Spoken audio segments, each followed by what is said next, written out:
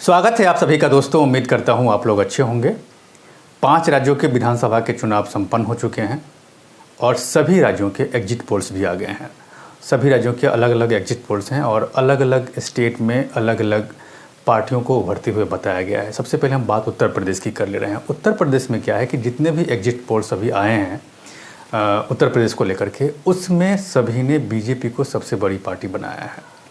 मतलब जितने भी एग्जिट पोल्स हैं उन सभी का कहना है कि बीजेपी सत्ता में वापसी कर रही है, जबकि समाजवादी पार्टी को जो गठबंधन है उसको दूसरे नंबर पर बताया गया है। अगर उत्तराखंड की हम बात करें तो उत्तराखंड में कांग्रेस की वापसी को लेकर के बात कही गई है, जबकि पंजाब में अरविंद केजरीवाल की आम आदमी पार्टी को लेकर के कहा गया है कि पंजाब में आम आदमी पार्टी सत्ता में आएगी, वो भी पहली बार पूर्ण बहुमत के साथ। ये एग्जिट पोल्स का अनुमान है। गोवा की अगर हम बात करें तो गोवा में जो एग्जिट पोल्स आए हैं उसको लेकर के ये कहा गया है कि वहाँ पर हंग असेंबली है, जबकि मणिपुर में ये बीजेपी के लिए दूसरा स्टेट होगा जहाँ पर जो एग्जिट पोल्स आए हैं उनका ये कहना है कि यहाँ पर भी बीजेपी पूरी बहुमत के साथ सत्ता में आएगी। देखिए, एग्जिट पोल्स का अनुमान जो भी हो, लेकिन मैं पर्सनली एग्जिट पोल्स को नहीं मानता, मैं इस पर बिलीव नहीं करता। मैं इसलिए ये बात कह रहा हूँ क्योंकि मैं भी कभी एग्जिट पोल्स और सर्वे का पार्ट हुआ करता था।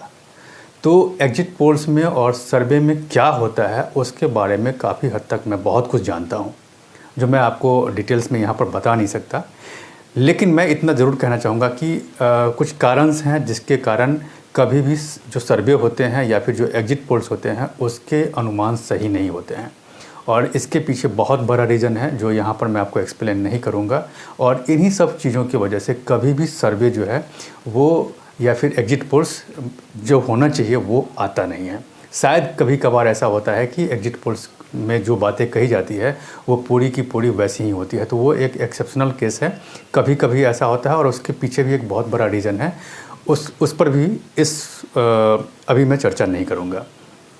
लेकिन बात जहाँ तक एग्जिट पोल्स को लेकर के है और उत्तर प्रदेश को लेकर के है, जिस तरह से एग्जिट पोल्स ने उत्तर प्रदेश को लेकर के बताया कि बीजेपी की सत्ता में वापसी हो रही है और वो सबसे बड़ी पार्टी बन के उभर रही है, तो यहाँ पर अखिलेश यादव को लेकर के मैं बात करूँगा, उनके गठबंधन को लेकर के बात करूँगा कि ऐसा क्या है कि पिछले कुछ दशक में अगर देखा जाए तो अखिलेश यादव जब भी किसी के साथ अगर गठबंधन करते हैं तो वो कामयाब नहीं हो पाते हैं।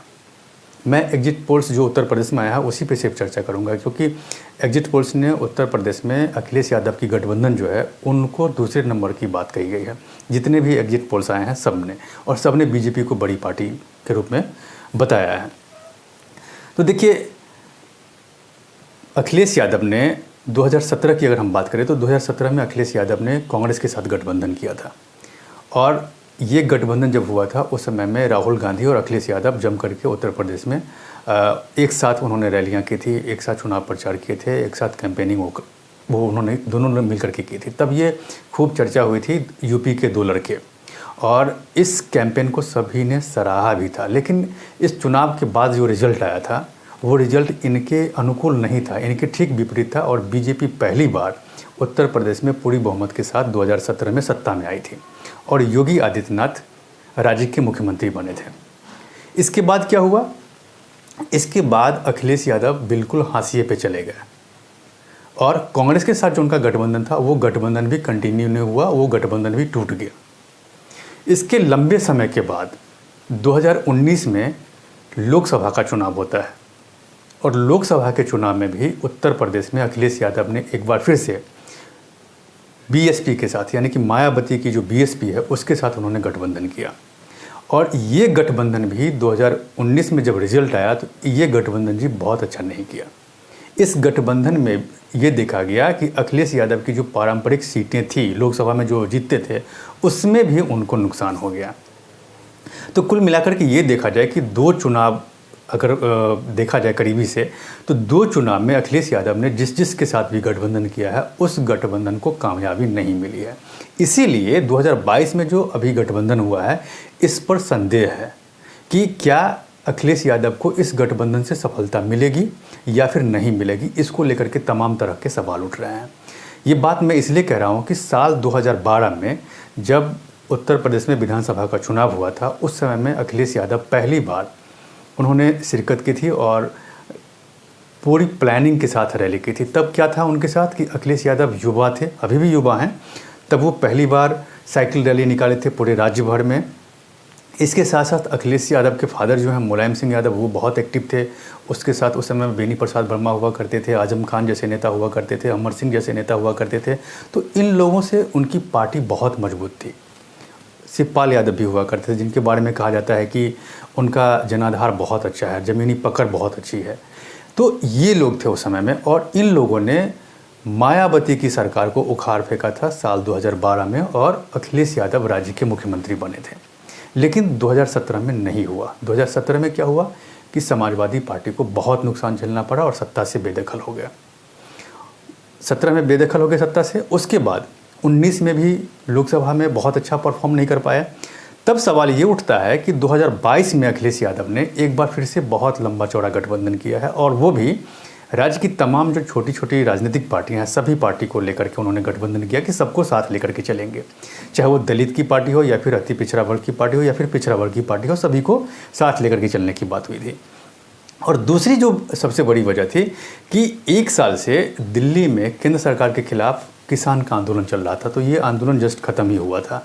तो अखिलेश यादव ने पश्चिमी उत्तर प्रदेश में आरएलडी के साथ गठबंधन किया, क्योंकि आरएलडी जाटों की पार्टी, एक तरह से कहा जाए कि वेस्टर्न यूपी में जाटों की संख्या बहुत ज़्यादा है और जाट बहुल इलाका भी है। इसीलिए अखिलेश यादव ने आरएलडी के साथ गठबंधन किया था, क्योंकि जाट किसान ही बहुत ज़्यादा नाराज़ थे केंद्र सरकार से। तो अखिलेश यादव को कहीं ना कहीं ये लगा उस समय में कि हम अखिलेश जैन चौधरी के साथ अगर गठबंधन करते हैं तो वेस्टर्न यूपी के जाट का वोट, और जो उनसे नाराज़ हो गए थे, और दूसरा मुसलमान का जो वोट है वो उनको एक मुश्त मिलेगा। इसके साथ साथ अगर अवध की बात करें या फिर दूसरे प्रदेश की बात करें, तो वहाँ पर ओम प्रकाश राजभर की एसबीएसपी हो, या फिर कृष्णा पटेल की अपना दल हो, और छोटी जो राजनीतिक पार्टियां हैं उनके साथ अखिलेश यादव ने इस बार गठबंधन करके चुनावी मैदान में उतरा है। और तो और देख लीजिए, उनके चाचा जो थे शिवपाल यादव, जो नाराज चल रहे थे, उनके साथ भी अखिलेश यादव ने बहुत अच्छा तालमेल बनाया, और उन चाचा के साथ उनकी बहुत अच्छी ट्यूनिंग रही। तो अब यहाँ पर सवाल ये उठता है कि अभी जितने भी जो सर्वे हुए हैं उत्तर प्रदेश को लेकर के, जितने भी एग्जिट पोल्स जो अभी आए हैं चुनाव के बाद, इस चुनाव के बाद एग्जिट पोल ये कह रहा है कि उत्तर प्रदेश में अखिलेश यादव दूसरे नंबर पर होंगे, जबकि पहले नंबर पर बीजेपी होगी, और बीजेपी की सत्ता में वापसी हो रही है। अगर मान लीजिए कि अगर बीजेपी की सत्ता में वापसी हो रही है, जैसा सर्वे की बात है, तो सर्वे के हिसाब से अगर बीजेपी सत्ता में वापसी कर रही है, इसका मतलब ये हुआ कि एक लंबे समय के बाद कोई पार्टी सत्ता में वापसी कर रही है, और बीजेपी वो पहली पार्टी होगी। क्योंकि 80 के दशक के बाद अगर देखा जाए तो कोई भी पार्टी ऐसी नहीं है जो उत्तर प्रदेश में सत्ता में 5 साल के बाद वापसी की है। 5 साल के बाद सरकारें वहाँ पर बदल जाती थी। लेकिन अभी का जो प्रेजेंट सिनेरियो है वो थोड़ा सा अलग है, और इसी को लेकर के ये कहा जा रहा है कि इस बार बीजेपी की सत्ता में वापसी होगी। देखिए, तो मैंने पहले भी शुरुआत में ही मैंने आपको बता दिया था कि मैं एग्जिट पोल्स पे बिलीव नहीं करता हूँ। लेकिन फिर भी जिस तरह के अभी रुझान आए हैं एग्जिट पोल्स के, उसको अगर आप मान के चलते हैं तो इसका मतलब मान के चलते हैं। दूसरी बात यह कि अगर ठीक ऐसा ही परिणाम अगर आता है तो ये अखिलेश यादव के लिए बहुत बड़ी बात होगी कि अखिलेश यादव को फिर से नए सिरे से सोचना पड़ेगा। क्योंकि 22 ख़त्म हो गया, 22 में अगर उनको नुकसान अगर झेलना पड़ रहा है, अगर सत्ता में वापसी अगर नहीं कर रहे हैं वो, तब 2024 के लिए उनको नए सिरे से रणनीति बनानी पड़ेगी। क्योंकि 2024 में एक बार फिर से लोकसभा का चुनाव होना है, और अगर मान लीजिए कि इस गठबंधन से अगर उनको जीत नहीं मिलती है, उत्तर प्रदेश की सत्ता अगर उनको नहीं मिलती है, तब अखिलेश यादव को एक बार फिर से अकेले सत्ता के बारे में सोचना पड़ेगा। अकेले उनको तैयारी करनी पड़ेगी कि किसी तरह से उनका जो खोया हुआ जनाधार है 2024 में वो वापस हो जाए, और तब उनको गठबंधन को लेकर के बहुत ही गंभीरता से और नए सिरे से सोचना पड़े। सोच समझ करके छोटी पार्टियों को लेकर के, किसानों को लेकर के उन्होंने इस चुनाव में आगे आए थे और बहुत अच्छी कैंपेनिंग भी की थी। आप अखिलेश यादव की कैंपेनिंग को अगर आप देख लीजिए अक्टूबर से लेकर के और अभी तक में, तो अखिलेश यादव अकेले उत्तर प्रदेश में एक ऐसे नेता थे, एक ऐसी राजनीतिक पार्टी को लीड कर रहे थे, एक ऐसे गठबंधन को लीड कर रहे थे जिसने हर मोर्चे पर बीजेपी को टक्कर देते हुए दिखा। उनकी सभा में भीड़ जुटती थी। जितना योगी के सभा में भीड़ जुटती थी या फिर नरेंद्र मोदी की सभा में भीड़ जुटती थी। बाकी जितनी भी राजनीतिक पार्टियां थी उसमें वो बात नहीं थी। लेकिन गठबंधन के अंडर गाइडेंस में अखिलेश यादव ने जहाँ जहाँ भी रैलियाँ की उन्होंने अपना दमखम दिखलाया और तब ये सोचने को मजबूर होना पड़ा बाकी जो राजनीतिक एक्सपर्ट हैं उनको भी कि अखिलेश यादव की जो सभा है, जो उनकी जो रैलियाँ हो रही है उसमें जो भीड़ जुट रही है वो भीड़ से ये लग रहा था कि हो सकता है कि इस बार सत्ता बदल जाएगी। तो देखिए अब क्या होता है। सभी की जो नज़रें हैं वो 10 मार्च पर टिकी हुई है। जो रुझान आने थे एग्जिट पोल के वो आ चुके हैं और एग्जिट पोल के रुझान यही कह रहा है कि उत्तर प्रदेश में बीजेपी की वापसी हो रही है। मैं पहले कह चुका हूं कि मैं इस पर बिलीव नहीं करता हूं, लेकिन फिर भी अगर एक सेकंड के लिए मान भी लें तब भी हम 10 मार्च का इंतज़ार करेंगे, क्योंकि 10 मार्च में बहुत ज़्यादा समय नहीं है। 10 मार्च को जो चुनावी नतीजे आएंगे वही बताएंगे कि उत्तर प्रदेश में और 5 राज्यों में कौन सत्ता में आ रही है, किसकी सरकार बन रही है। उस पर मेरी नज़र बनी हुई है। आप मेरे साथ बने रहिए और अब तक अगर आपने मेरे इस यूट्यूब चैनल को सब्सक्राइब नहीं किया है तो प्लीज़ इसे सबसे पहले सब्सक्राइब कीजिए, लाइक कीजिए, शेयर कीजिए और कमेंट बॉक्स ज़रूर कीजिए। आपको वहाँ कमेंट बॉक्स दिखेगा जिसमें आप अपने जो भी आपको पूछना है वो आप कमेंट बॉक्स में आप सवाल कर सकते हैं, मैं उसका जवाब दूंगा। धन्यवाद।